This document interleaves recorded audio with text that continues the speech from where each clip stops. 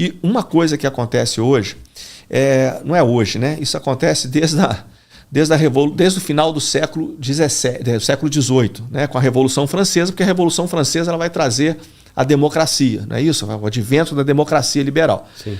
O que acontece com a democracia? Isso é muito interessante. Antes da Revolução Francesa, né, a Europa absolutista, a política era a política dos reis. Então o rei ia adotar qualquer medida política, inclusive a guerra, que a guerra é um ato político, era da cabeça dele, era uma decisão exclusiva dele.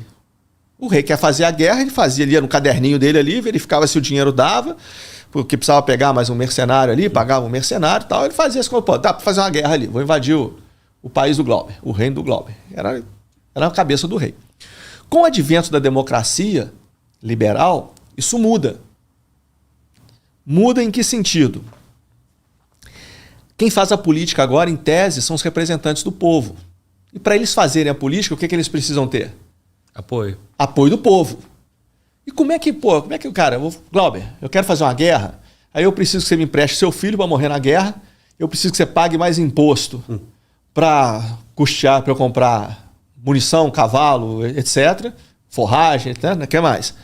Eu preciso que sua mulher trabalhe mais, você trabalhe mais no campo para poder abastecer meus cofres, porque eu vou gerar imposto. Então, assim, como é que eu faço essa proposta para você? Então, a partir daí, para eu fazer guerra, o que os representantes do povo tiveram que fazer? Propaganda. Guerra e informação. Propaganda. Então, a partir daí, a democracia ela trouxe a propaganda para o conflito armado. E a propaganda ela tem um efeito terrível. A propaganda ela vai atribuir ao fervor político a mesma função que o extremismo religioso provocava. Então, falei começo do século XVIII, né? Perdão, final do século XVIII. Revolução Francesa, final do século XVIII, começo do século XIX. Tá? Aí a gente tem Napoleão, vai até sair um filme do Napoleão no final desse ano, né? Direção, se não me engano, do Ridley Scott, com Joaquin Phoenix e tal. Já estão circulando aí os trailers nas mídias sociais, muito bacana e tal. Ali você começa a ver a infusão da propaganda muito grande. E aí, qual era o veículo de propaganda forte naquela época? Naquela época não tinha o podcast do Fala Glauber. Eram os jornais, era a imprensa escrita. Aí quando você avança no tempo, você chega na Segunda Guerra Mundial. Na Segunda Guerra Mundial é interessante. Toda a imagem da Segunda Guerra Mundial que você vê, às vezes vai lá na Netflix lá e vê Segunda Guerra Mundial a cores. Uhum. Quem você acha que gerou aquelas imagens? O americano, provavelmente. Não, o exército. Uma das partes aí, o exército... Então, assim, quando você pega um soldado americano lutando no Pacífico, por exemplo, quem gerou aquela imagem? Um soldado americano. Sim. Então, quando você pegar, por exemplo, as imagens dos alemães lá em Stalingrado, cada escalão, né? Tem pelotão, companhia, batalhão, um escalão alto é o exército de campanha. Sim. No exército de campanha alemão tinha uma companhia de propaganda. Então, toda imagem que você vê do soldado alemão na guerra foi feito pelaquela companhia de propaganda. Montando uma história do herói ali, convencendo o seu povo a apoiar. Quer ver um exemplo? Quando você pega foto, se você for aí no seu celular e digitar ali Exército Vermelho na Segunda Guerra Mundial, Exército Soviético na Segunda Guerra Mundial, muito possivelmente você vai ver só carros de combate russos, principalmente o T-34. O T-34 foi o principal carro da Segunda Guerra Mundial, indiscutivelmente, principalmente do Exército Vermelho. Tá? Mas... principalmente do Exército Vermelho, assim, só o Exército Vermelho usou o T-34, mas assim, ele foi disparado o carro mais importante da guerra, o tanque de guerra mais importante da guerra. Mas assim, a União Soviética recebeu muito tanque do Ocidente, dos Estados Unidos e da Inglaterra. Dificilmente você vai achar uma foto, porque o russo não ia fazer propaganda do tanque. Sim. Né? Então é difícil achar uma foto, por exemplo, de um tanque Sherman ou de um tanque Churchill, respectivamente um tanque americano e um tanque inglês, nas imagens russas. Então, por que eu estou falando isso? Para falar que na Segunda Guerra Mundial as imagens eram geradas pelos exércitos. Então tinha uma censura natural. A imagem, a narrativa, que eu vou colocar é aquela ali. E qual era o grande veículo de comunicação? A imprensa escrita também. Mas a Segunda Guerra Mundial, o grande diferente em termos de comunicação foi o rádio. Então, por exemplo, o americano, a família americana, ela chegava no final do dia, ligava o rádio e ela ouvia as notícias do front no Pacífico e na Europa pelo rádio. Sim. Né? E muito filme retrata isso. Muito filme retrata isso. Quando você chega na Guerra do Vietnã, cara, isso muda. Muda por duas coisas. Primeiro, que é a primeira guerra televisiva. Primeira guerra televisiva. Então ninguém reunia mais em volta do rádio. Reunia na frente da televisão. E o mais importante, as imagens geradas na Guerra do Vietnã não foram imagens feitas pelas Forças Armadas. Foi pelas agências de notícia. Então o que acontece? Não tinha o filtro que as Forças Armadas davam. Eles mostravam a guerra nua e crua. Então, pela primeira vez, o civil no seu país estava vendo a brutalidade da guerra. As imagens da população, principalmente a Guerra do Vietnã, que foi uma guerra muito brutal.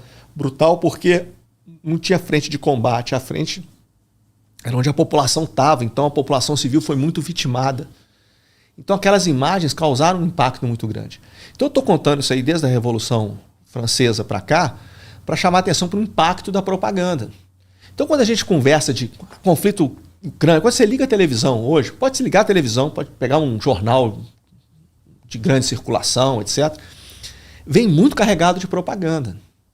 Então, quando você tenta colocar o conflito numa visão mais isenta, a perspectiva russa é essa, a perspectiva ucraniana é essa, a perspectiva norte-americana é essa.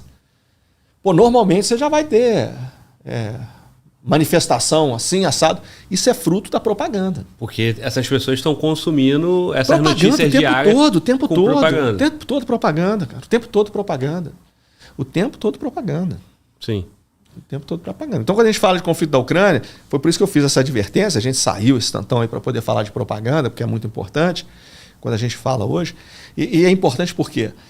Porque a partir da Guerra do Vietnã, acontece um negócio que muita gente não entende, mas não entende mesmo. Isso vale lá para o conflito da Ucrânia e vale aqui para a favela do Rio de Janeiro. A partir da Guerra do Vietnã, isso começa a mudar, a força passa a se subordinar à informação. Sim. Hoje... Isso é nítido. Cara, é nítido, mas na hora que a gente vai colocar... No Rio o tempo todo. O Rio o tempo todo. Só que quando você vai colocar na prática, você não consegue manejar isso. É nítido. Sim. É nítido. Mas você não consegue manejar isso. Porque a Guerra do Vietnã, isso é tão interessante, mas tão interessante na Guerra do Vietnã, que o que acontece? Os Estados Unidos não perdeu nenhuma grande batalha no Vietnã. Ele passa 12 anos no Vietnã sem perder grande batalha. A ofensiva do Tet, por exemplo, que foi a pá de cal na política norte-americana no Vietnã, no campo de batalha, os Estados Unidos venceu. Batalha em Hue, os fuzileiros navais em Quê San, eles venceram, cara. Só que eles venceram todas as batalhas e perderam a guerra. Qual a importância da informação no conflito da Ucrânia? Por que a Ucrânia consegue... Como a Ucrânia consegue estar lutando como ela está lutando agora? É só a vontade do povo? A vontade do povo é fundamental. Agora, se não fosse o apoio do Ocidente, o apoio militar ocidental, eles já tinham virado uma guerrilha, já tinha virado um movimento de resistência. Então, como é que a Ucrânia consegue estar lutando como está lutando hoje? Por conta do apoio ocidental. Agora, o que mantém o contribuinte nos Estados Unidos, na Inglaterra, na Alemanha, apoiando o governo para poder ficar... Os Estados Unidos com a inflação alta, a Alemanha com a inflação alta. O que justifica? O que justifica não? O que explica esses contribuintes estarem apoiando seus chefes de Estado em estar pegando o dinheiro do imposto dele e torrando em munição na Ucrânia, numa guerra que só traz desgraça? Propaganda, cara. Propaganda. Então, assim, vamos falar de Ucrânia e Rússia? Vamos. Mas vamos tentar peneirar para a gente falar em termos os mais isentos possível, entendeu? Perfeito. Entendeu? Perfeito.